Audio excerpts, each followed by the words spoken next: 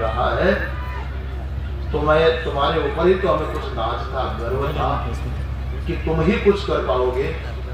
उसको भी तेरे से ही कुछ था कि ये मेरे से लड़ पाएगा, और कायरों की बात करता, हिम्मत रख।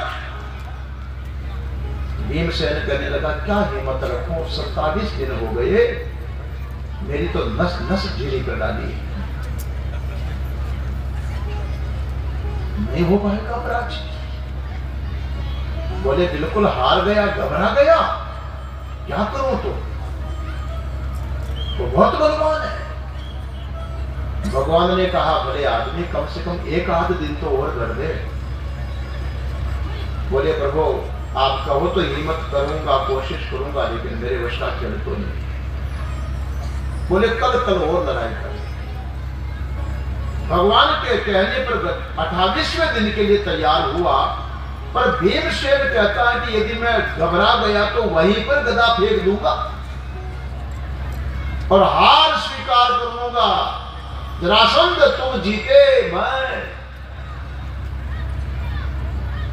पराजय स्वीकार करता हूं।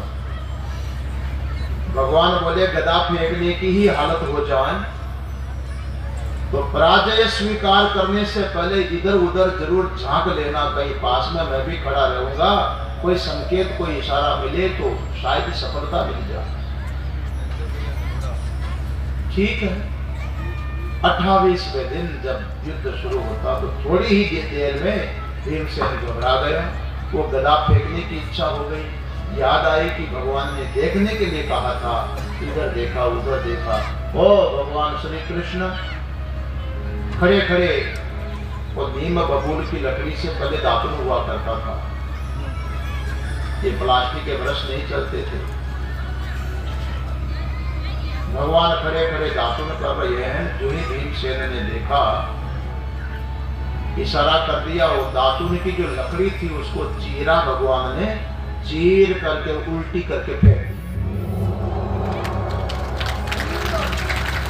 आप ये समझ गए तो भीमसेन क्यों नहीं समझता?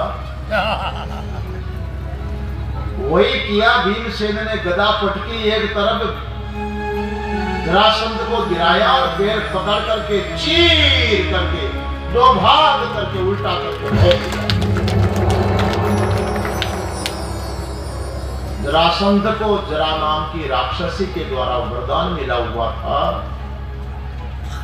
यदि तुझे कोई चीर भी डालेगा वापस जुड़ जाएगा।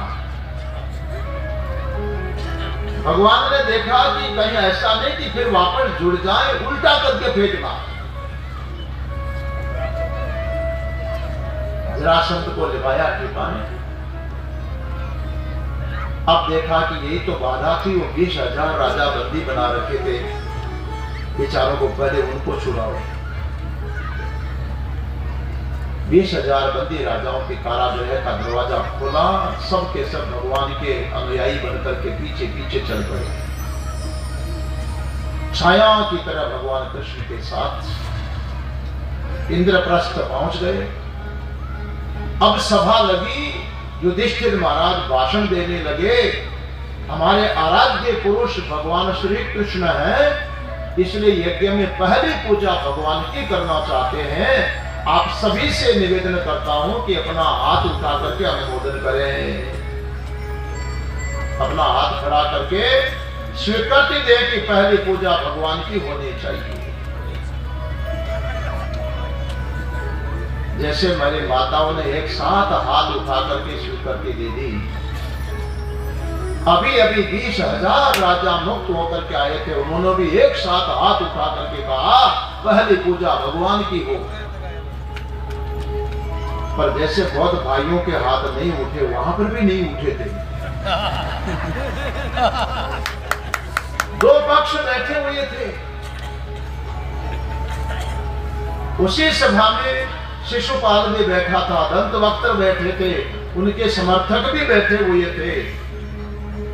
शिशुपाल खड़ा हो गया और कहने लगा कि मैं इसका समर्थन नहीं करूंगा, पहली पूजा कृष्ण की नहीं की जा सकती,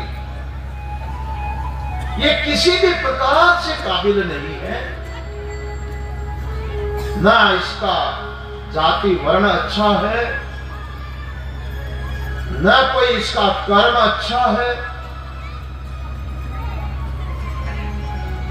ये तो लूटने का काम करता है। मैं शादी करने के लिए बारात सजा करके गया और जिससे विवाह करना चाहता था पहले उठा करके ले भागा।